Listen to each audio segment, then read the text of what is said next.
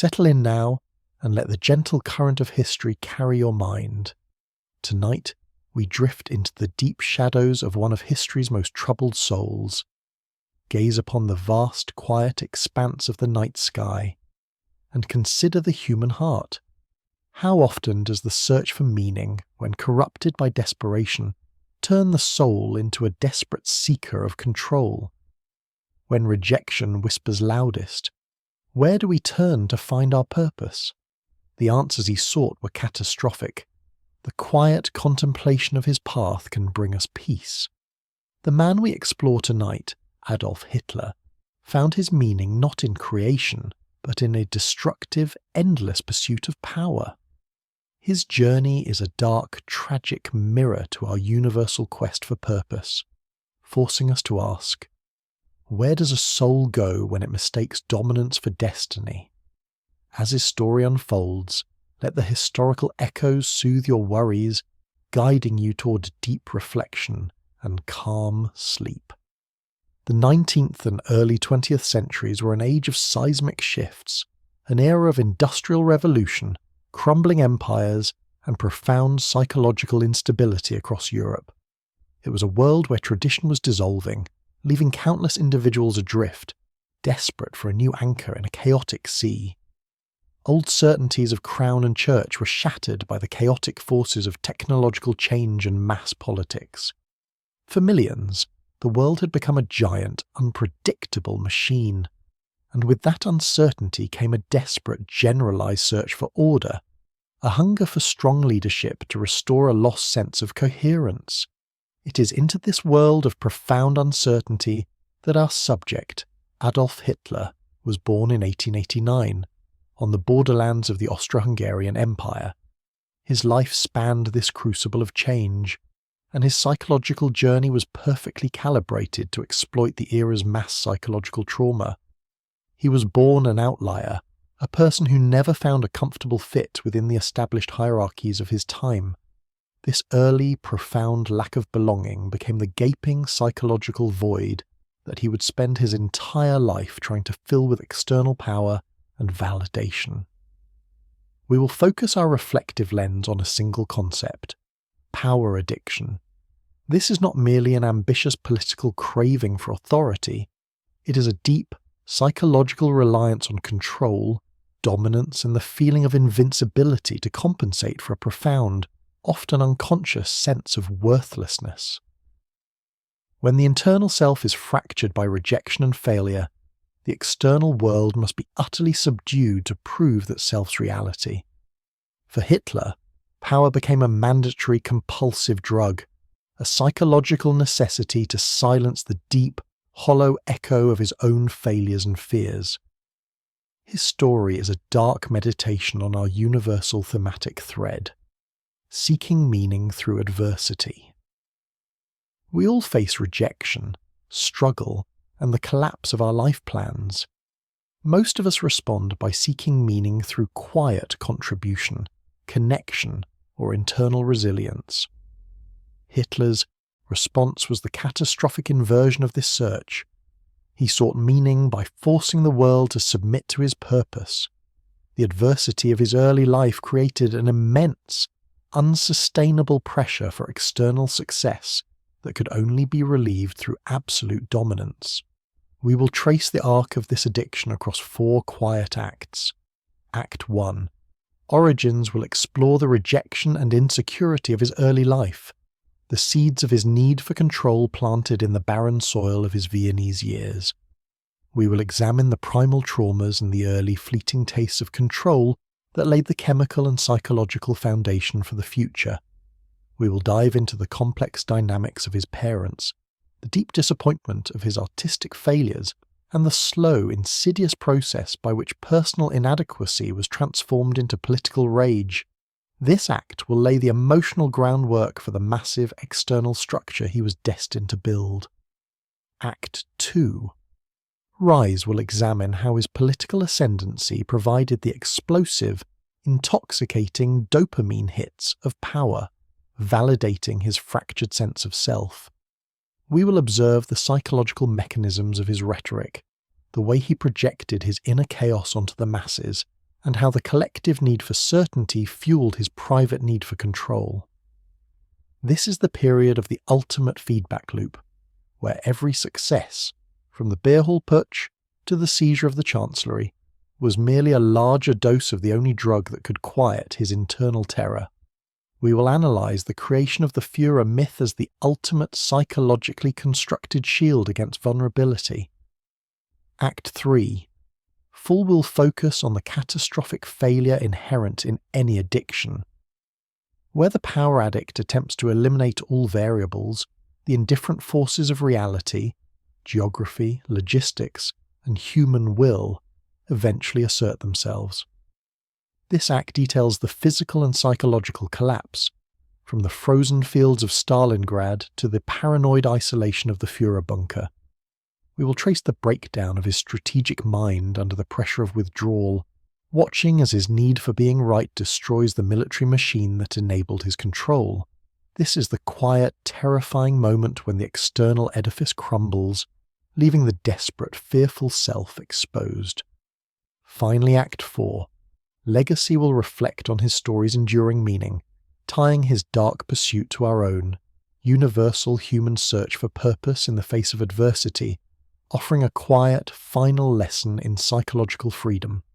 We will look at contemporary parallels, from political micromanager to the modern digital cult of personality, finding the echoes of his psychological structure in the quiet anxieties of our own lives. The final, meditative segment will transition directly into the relaxation connection, guiding your mind away from the shadows of history and toward the light of peaceful self-acceptance. The soil of his youth was not one of nurturing warmth, but of constant low-level friction. Adolf Hitler, his stern and often volatile father, represented the first form of absolute authority young Adolf knew. Alois demanded obedience, yet offered little emotional security. He was a successful, self-made civil servant, and he demanded that his son follow his path, the path of certainty and predictability. This desire for total compliance in the young boy's life was not motivated by love, but by an expectation of control. Alois, having pulled himself up from illegitimacy and poverty, sought to control his family's future to validate his own difficult past. He had established a rigid hierarchy in his home that demanded intellectual and emotional subservience from all within it. This early dynamic imprinted on the young boy the idea that power was transactional and conditional, and that the deepest human connection was not love, but submission and control. He learned to resent the powerful figure of his father, but crucially he also learned to emulate that power, understanding that dominance was the only way to avoid the crushing pain of being dominated. This established a primal, destructive, emotional template for all future relationships: control or be controlled. In his mind, every social interaction became a zero-sum game of dominance and submission, a constant battle against the psychic pain first inflicted by his father's unyielding authority. Think of a small seedling seeking light, but finding only the oppressive shadow of a larger tree. This constant suppression creates a deep psychological need for compensation. The child begins to develop what depth psychologists call an unconscious power complex, an exaggerated internal drive for dominance to overcorrect for feelings of helplessness. His mother, Clara, provided fleeting moments of warmth and indulgence, but her passive protection only further shielded him from the necessary challenges that build genuine resilience, reinforcing the belief that the world should cater to his desires. Clara's overprotection, while seemingly loving, prevented Adolf from developing the critical emotional skill of accepting criticism and managing disappointment. The death of his mother, whom he idealized as the source of unconditional validation, was the second great trauma.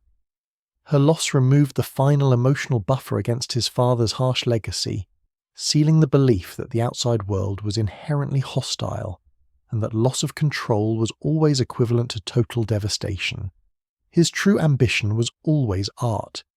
It was not a casual hobby. It was his first and perhaps most genuine attempt to seek meaning through creation. Art offered a quiet internal path to purpose, where success was determined by skill, effort, and expression. A solitary, internally regulated pursuit, which was a direct escape from his father's external demands. However, this path was fatally reliant on external acceptance. The validation of the Vienna Academy of Fine Arts, his repeated applications and subsequent rejections, once in 1907 and again in 1908, were not minor career setbacks. They were profound existential wounds that destroyed his primary source of self-worth. The psychological void that followed the artistic rejection widened instantly. He lost his first, perhaps most genuine source of self-worth. This loss made the external, superficial high of control, dominance, and ideological certainty even more appealing.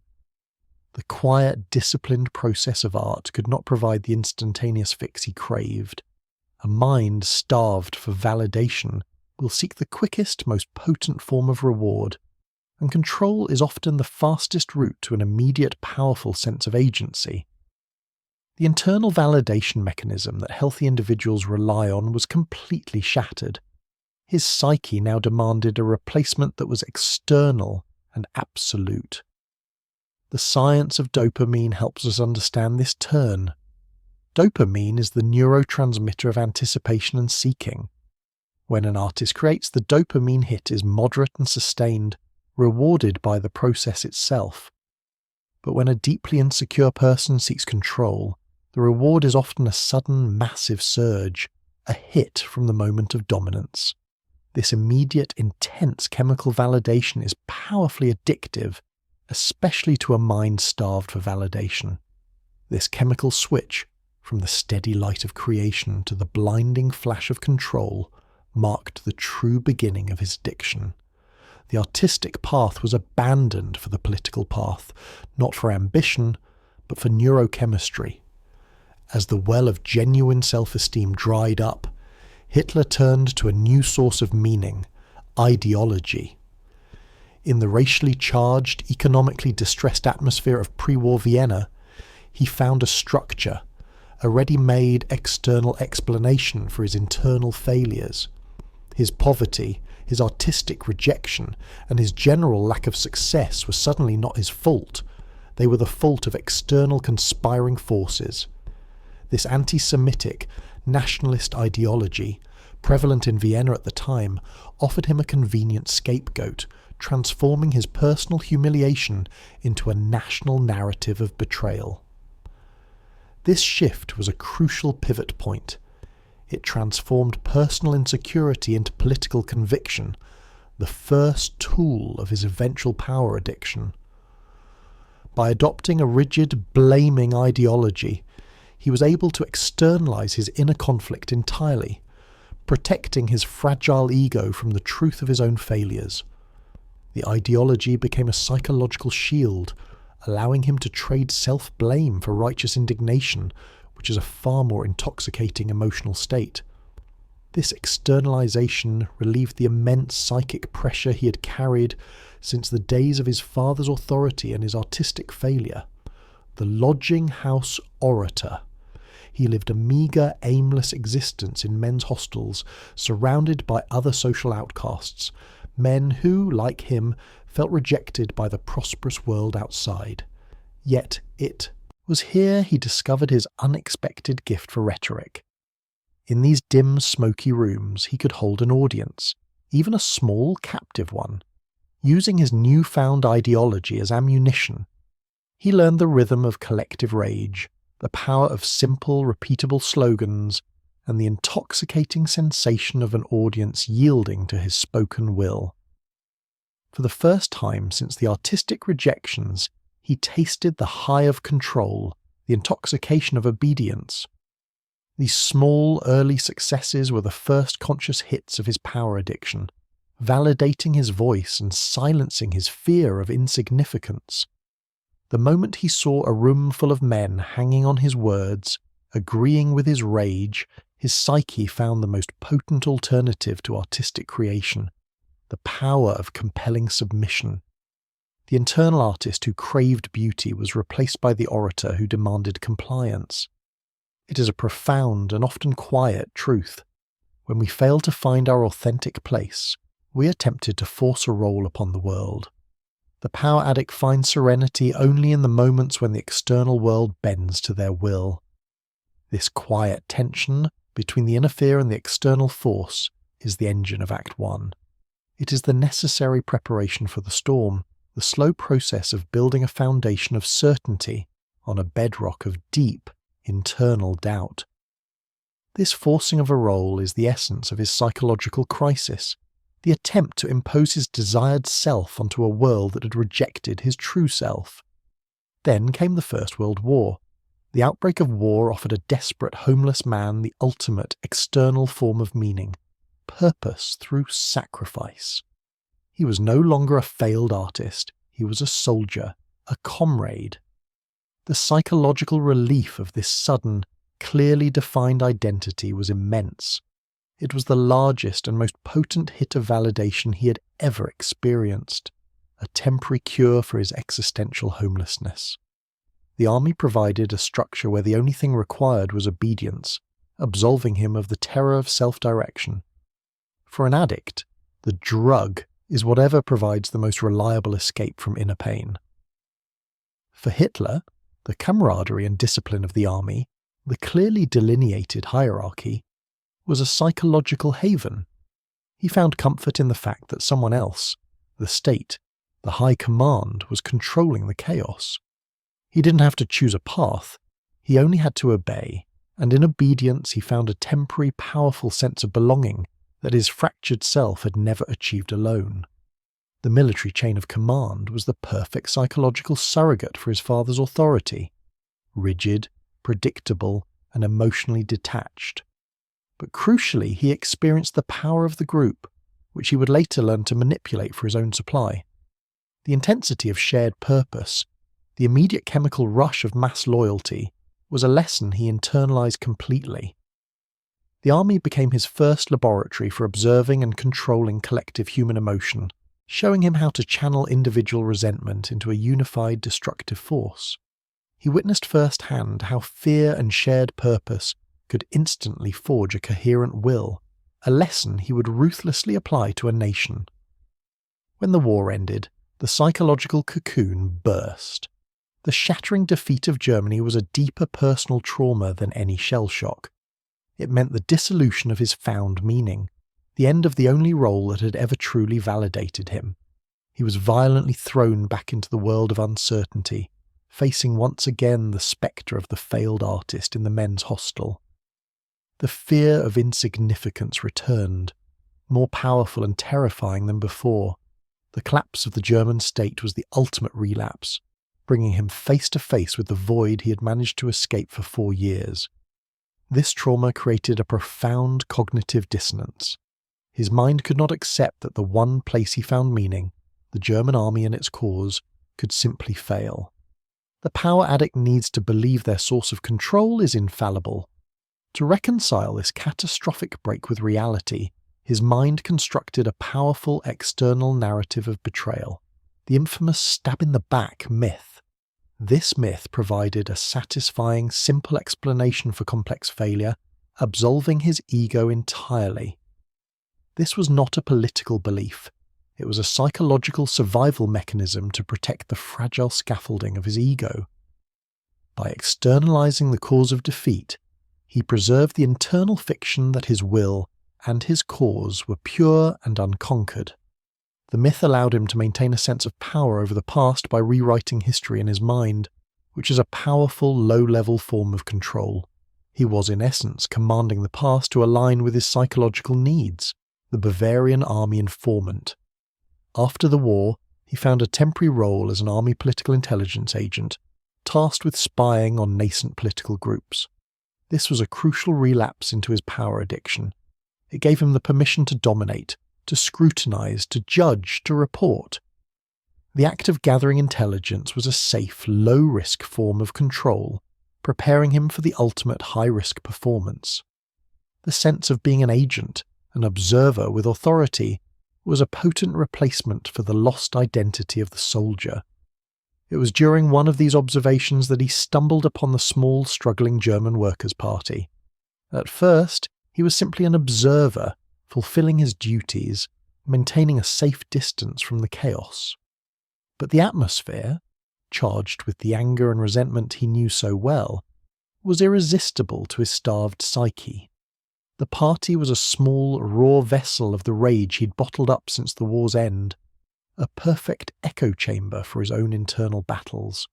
When a speaker's point agitated him, he rose to challenge. The response was electric. The small crowd was captivated, not just by his fury, but by the raw, unburdened intensity of his conviction, which echoed their own subterranean anger. The dopamine rush was instantaneous and overwhelming.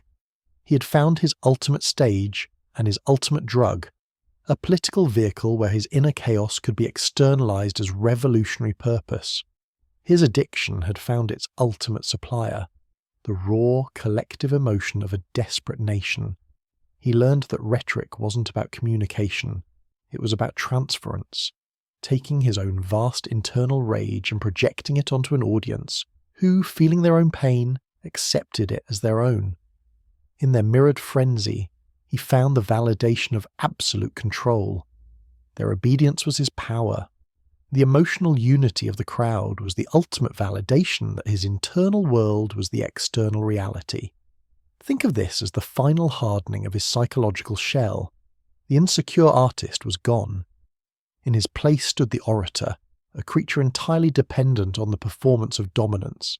He had externalized his self-worth entirely, tethering it to the success of his political vehicle. This is the cliffhanger of the soul. Once an individual's meaning is placed outside themselves, they must pursue that external source relentlessly, or risk total annihilation. The failure of the party becomes the failure of the self, creating an irreversible existential need for success. This is where the origins conclude, not with a bang, but with a quiet, terrifying psychological transition. The trauma of rejection has fully metabolized into the certainty of control. The boy who was afraid to fail in art is now the man who cannot afford to fail in politics. The seeds have taken root, watered by deep insecurity and the intoxicating power of a receptive crowd. The psychological architecture is complete. All that is left is the execution. The journey from a small, smoky room to the center of a nation's will is the journey of an addiction demanding its full supply. But what happens when the small, controlled hits of power are no longer enough? What happens when the addiction demands an entire nation to satisfy its craving? The quiet discipline of the military will soon give way to the frenzy of the mob, and the rise fueled by this destructive need will begin. The need for external validation, once a small ember, is now a raging, all-consuming fire. The political stage offered Hitler an endless supply of his addiction. Every rally, every membership drive, every step of public obedience was a fresh hit of validation. The larger the crowds, the more intense the drug.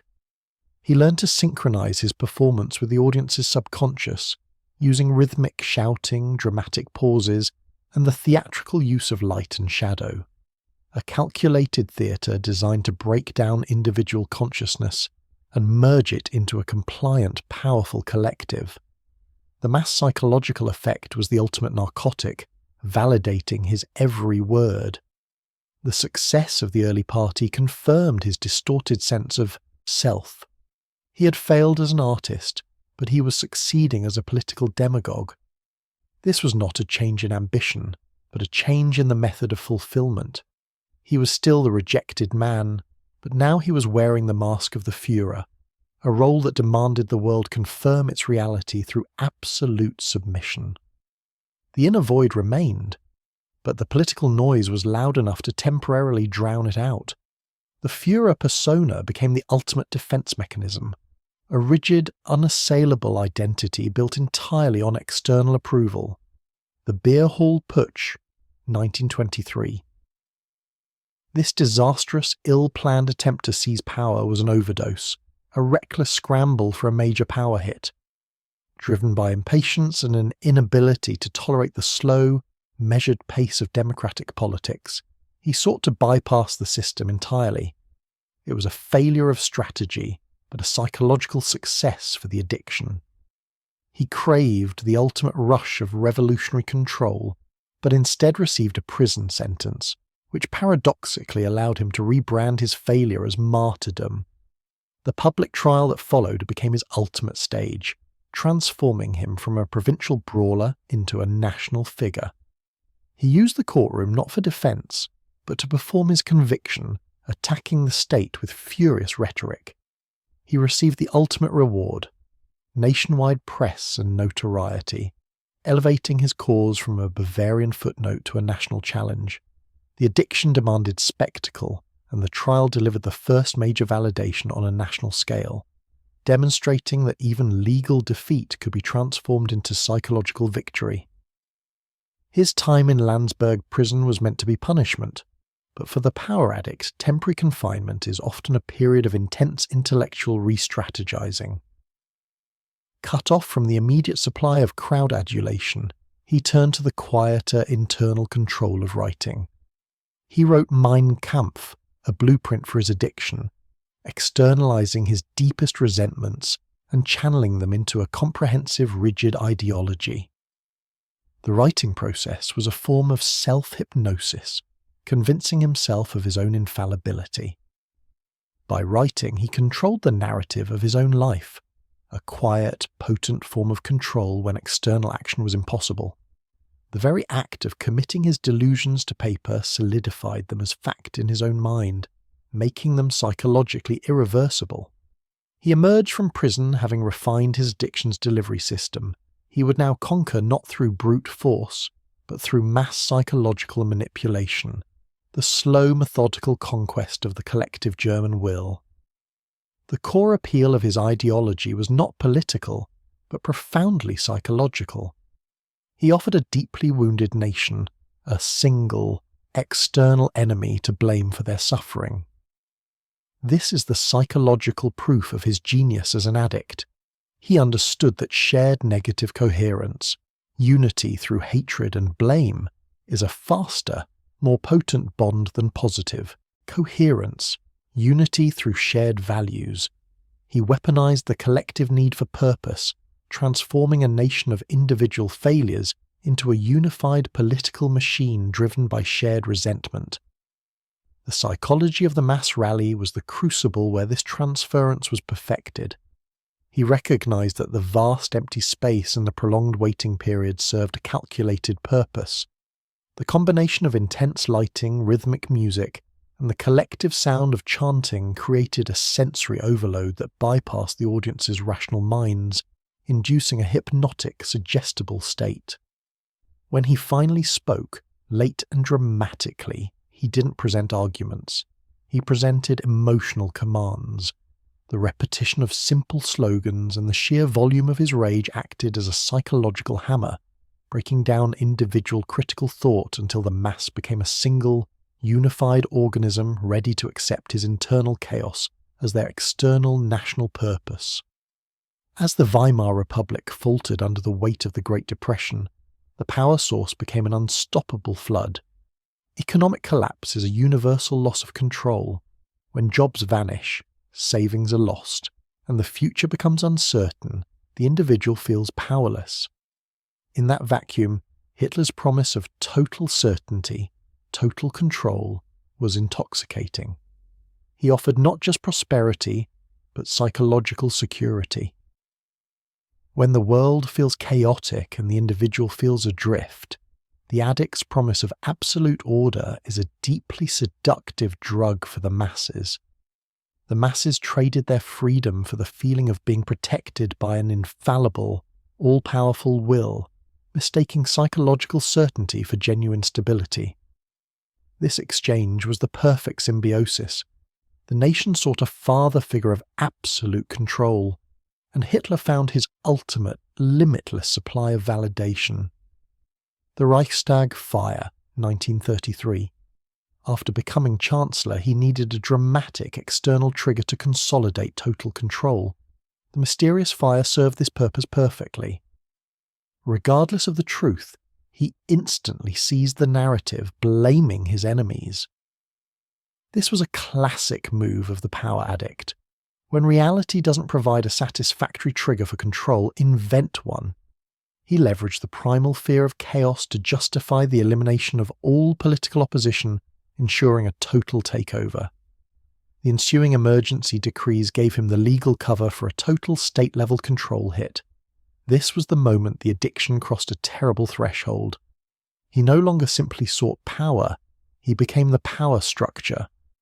Every element of the state, the press, the military, the education system, was reorganized to confirm his infallible genius. The state was now a massive, continuous validation machine.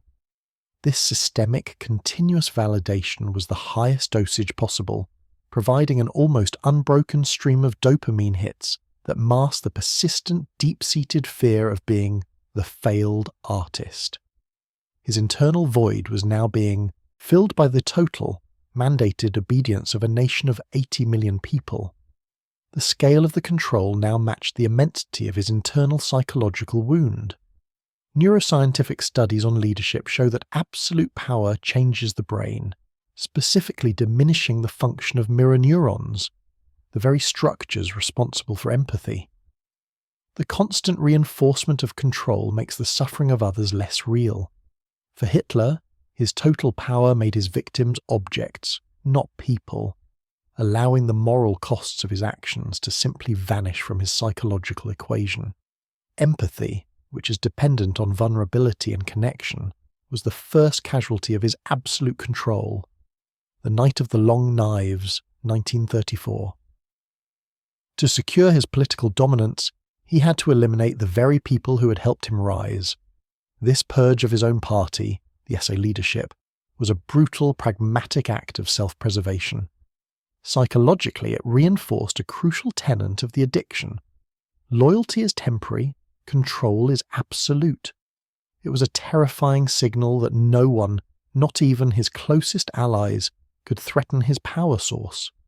The absolute nature of the violence ensured no one would ever question his personal authority again. Consider the silence that followed. The German people chose to accept this political murder because they were deeply invested in the sense of meaning and order he provided. They feared the chaos he promised to quell, more than they feared the brutality of his methods. The addiction of the leader was mirrored by the psychological dependency of the Eld. Both were seeking security and control, even if that security was paid for in blood and freedom. This dependency extended to his closest advisors. Figures like Goebbels and Himmler became not just ministers, but enablers of the addiction. Their success, their power, was entirely contingent on the Führer's stability. They fed the addiction with endless flattery, manufactured success, and the elimination of any dissenting views. This created a psychological feedback loop, where truth was permanently suppressed in favour of validation. The triumphs of 1940, the swift, unexpected conquest of France, provided an intoxicating rush of global dominance. At this moment, the addiction was fully validated. The world bowed. He had proven to himself and to his followers that his distorted search for meaning through power was right. He had defeated the rejection of Vienna and the humiliation of 1918. He was not merely a leader, he was destiny's instrument. The problem with any addiction is the need for escalation. The old dose is never enough. The meaning found in conquering France was fleeting. The high immediately demanded a bigger challenge, a new, greater source of control. This insatiable hunger for more, this need to keep validating an endlessly insecure self, drove him to the single greatest strategic error of his life, the invasion of the Soviet Union. His power addiction had now completely overwritten his strategic intellect. He could not tolerate the idea of a powerful, unconquered rival on the continent. The invasion was a necessary, compulsory act driven not by logic, but by the relentless, escalating demands of the addiction. The search for meaning through adversity had now turned to finding meaning through endless global conflict. The power addict's need for total control makes them strategically blind. They cannot accept any limits, any buffers, or any unconquered territory. The massive unconquered landmass of the Soviet Union was a direct psychological affront to his belief in his own absolute power. He had to absorb it, or his entire delusional structure would collapse, exposing the failed artist underneath the uniform.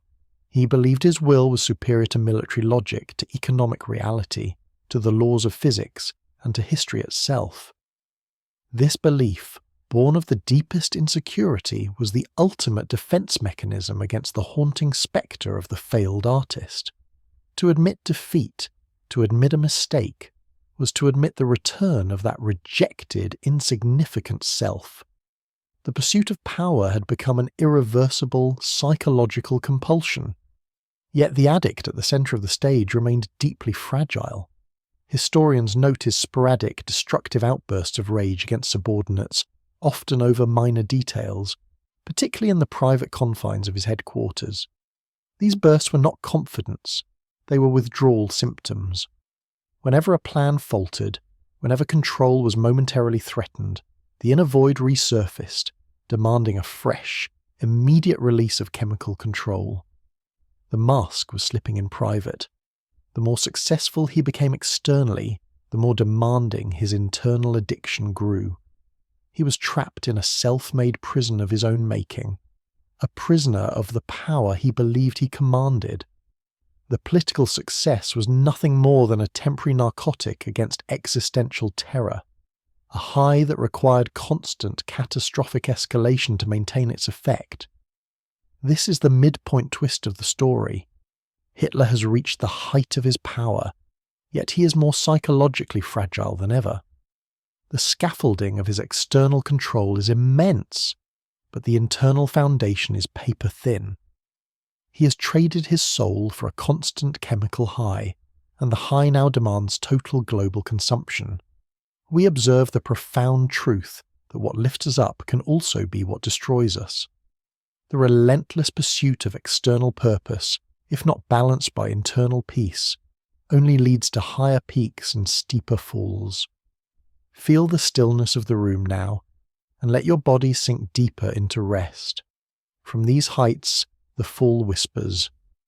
We transition now to the descent, where the consequences of the power addiction begin to manifest with terrible clarity. The control will shatter, the enabling will cease, and the deepest fear of the self will finally be exposed. The first failure point was Stalingrad, 1942-1943. This military defeat was not just a loss of troops, it was a profound psychological catastrophe for the power addict. He had personally ordered the army to hold, declaring there would be no retreat. When the army was forced to surrender, it was a direct, public and devastating contradiction of his personal will. The world had refused to bend. The power supply had been abruptly cut, marking the first irreversible dose of reality. The emotional and cognitive fallout was immediate and profound. Instead of adapting to reality, the fundamental requirement of sound leadership, Hitler retreated further into the delusion of his own infallibility.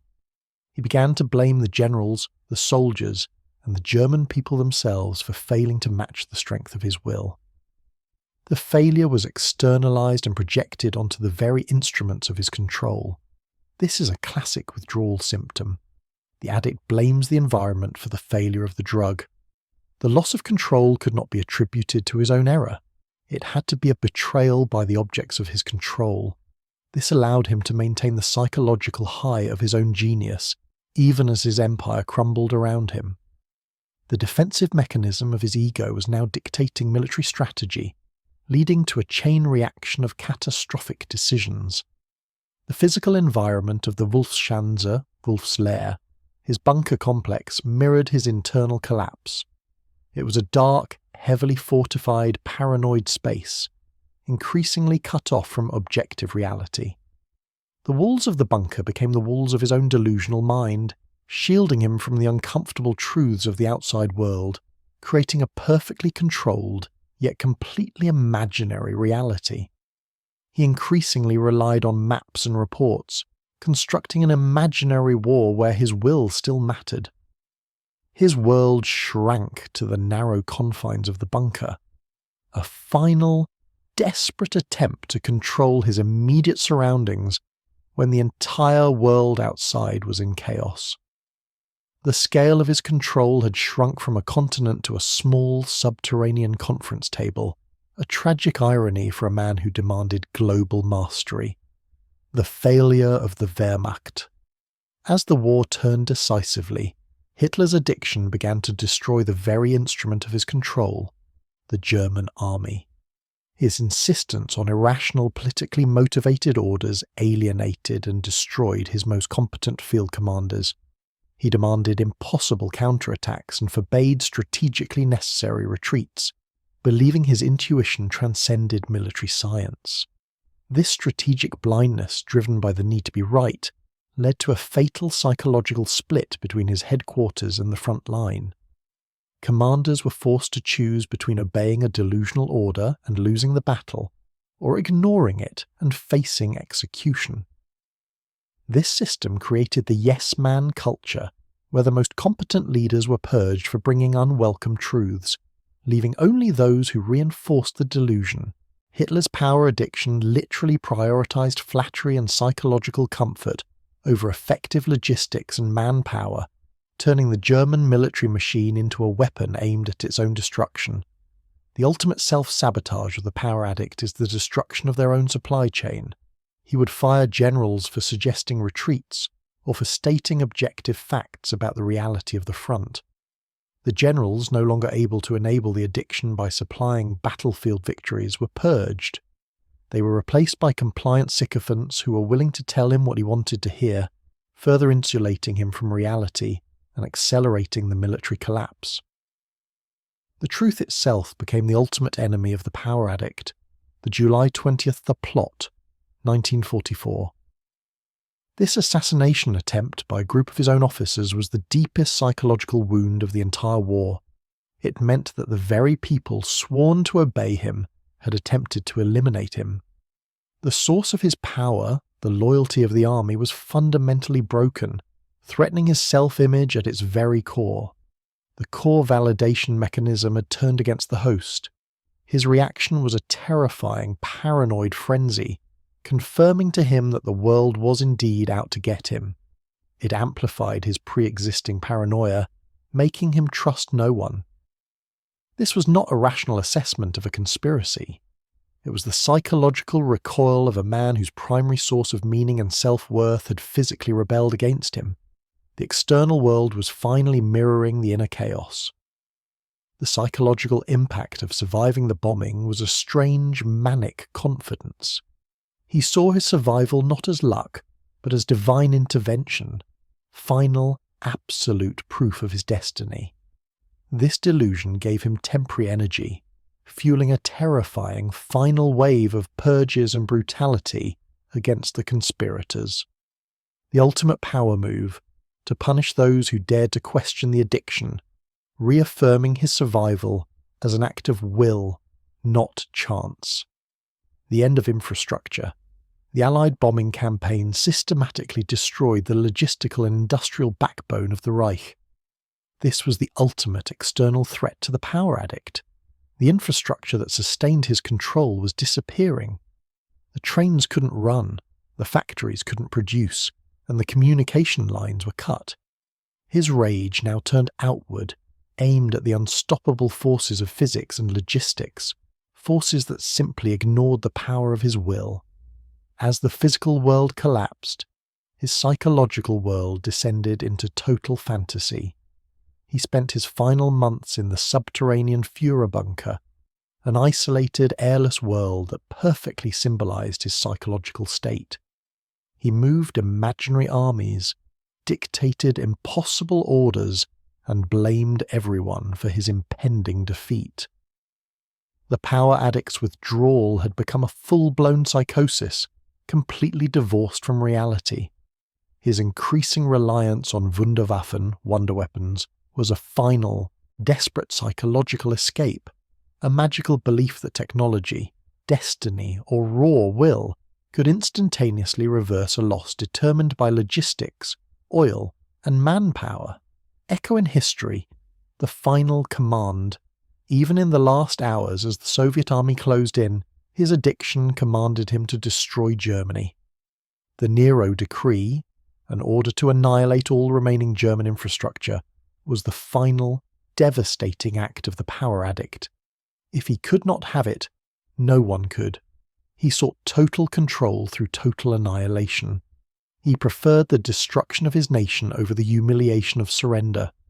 To surrender was to admit that the failed artist of Vienna had returned, that his entire existence had been a lie. Annihilation was the ultimate, final assertion of absolute will, an attempt to control the very manner of his state's death. The final act was a statement of psychological dominance, not military strategy.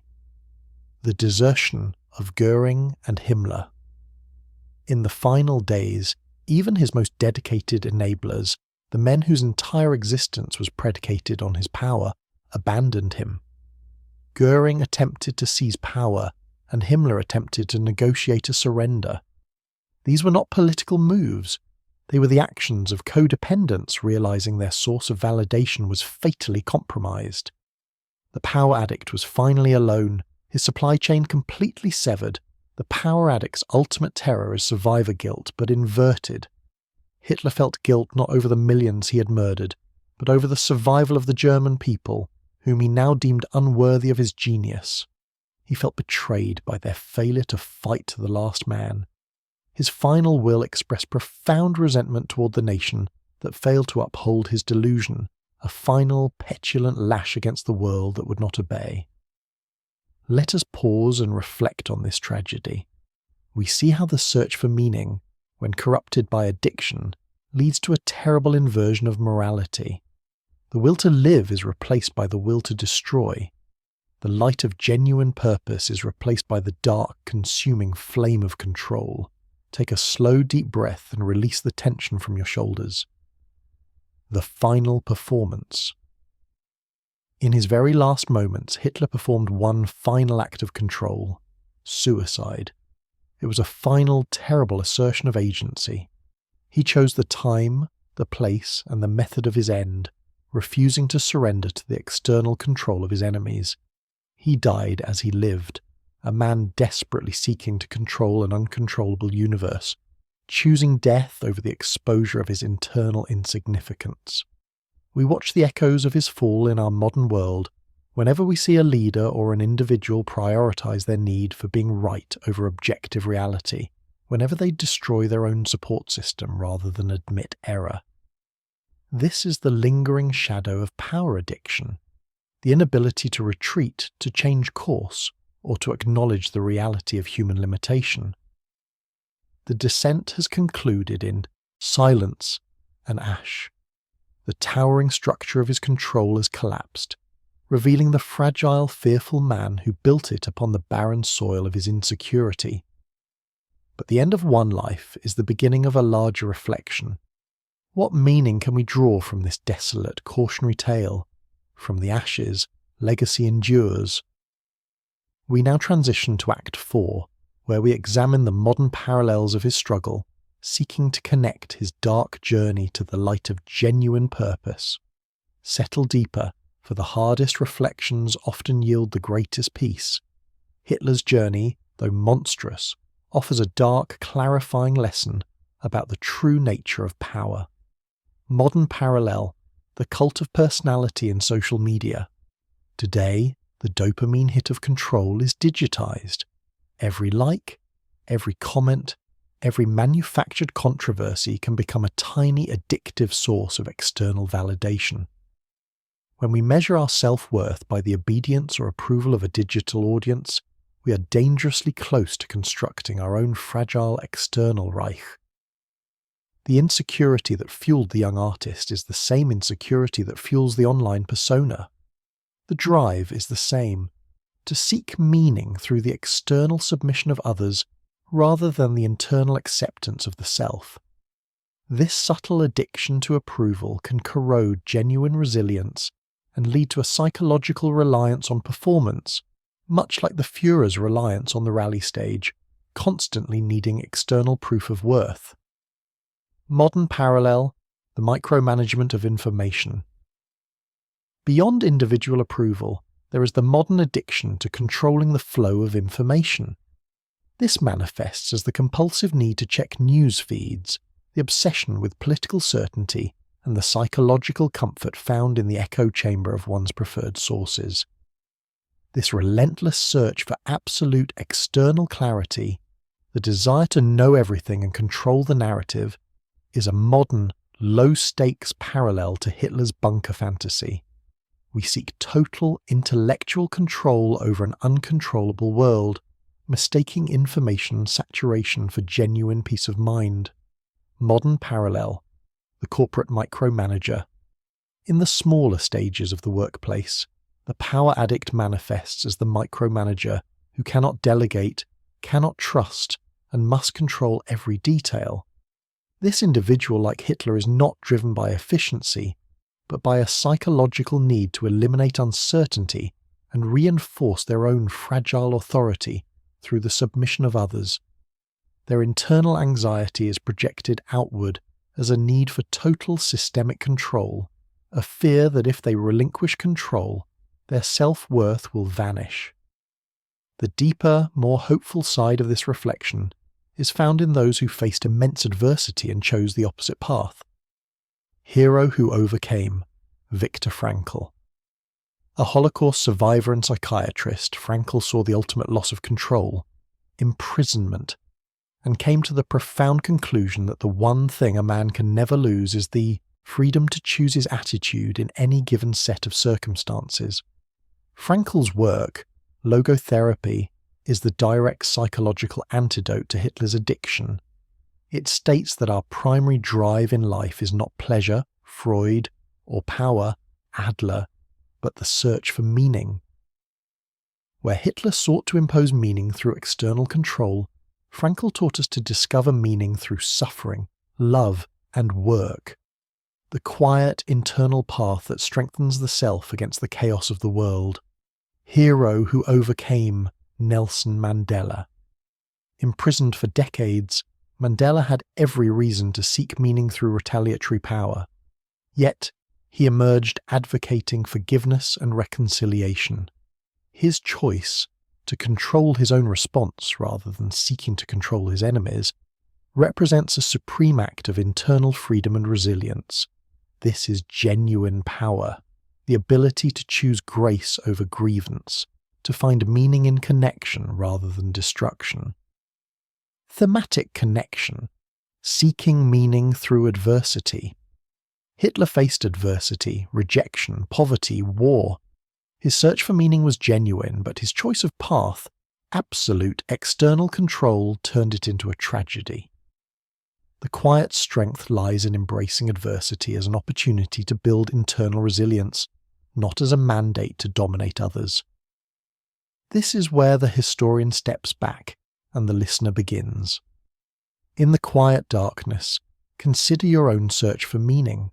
Are you seeking the fleeting, addictive hit of external validation, or the sustained, gentle light of intrinsic worth? There is a quiet strength in accepting what you cannot control. The dark mirror of history should always bring us back to the light of the present moment. If this deep, reflective journey into history's psychological shadows has helped ease your mind and guide you toward a deeper understanding, please consider supporting the Psychological Historian. Subscribe to the channel to ensure these long, immersive narratives can continue to be created. Your subscription helps these detailed psychological journeys find their audience. Join our quiet community of seekers who find peace in the complex truths of the past. Your engagement helps these stories travel further, guiding more minds toward rest and reflection. Now, let go of the external world completely. The story fades, and the path to deep sleep begins. The final echo of Hitler's quest for meaning through control fades away now. He found his resolution in destruction. We will find ours in stillness. Imagine yourself standing on the quiet bank of that tranquil river, watching the gentle current flow past. That current is time, carrying away the worries of the day, the tensions of the week. Let them drift. The thematic thread of this story, seeking meaning through adversity, is now yours to hold. You have faced your own adversities, your own rejections, your own challenges.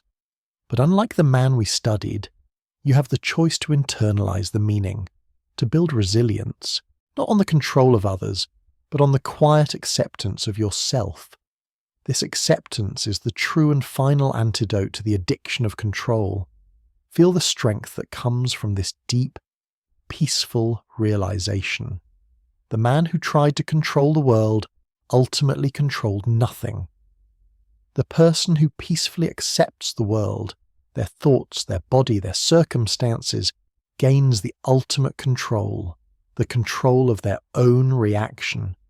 This is the definition of inner peace. With every breath you are choosing your attitude. Let your breath become a gentle wave, rising and falling in perfect, easy rhythm. Inhale peace, exhale tension. Allow your awareness to settle in the center of your chest, a warm, soft, steady light. This light is your true intrinsic self, unburdened by the need for external validation. It is whole, it is strong, and it is entirely safe. Picture the adversities of your own life, the rejections, the stresses, the uncertainties. Do not fight them. Simply watch them, like distant dark clouds passing slowly across the vast, tranquil moon. They are not you. They are simply weather. They will pass. Your inherent worth is the moon, constant, stable, and perfectly illuminated.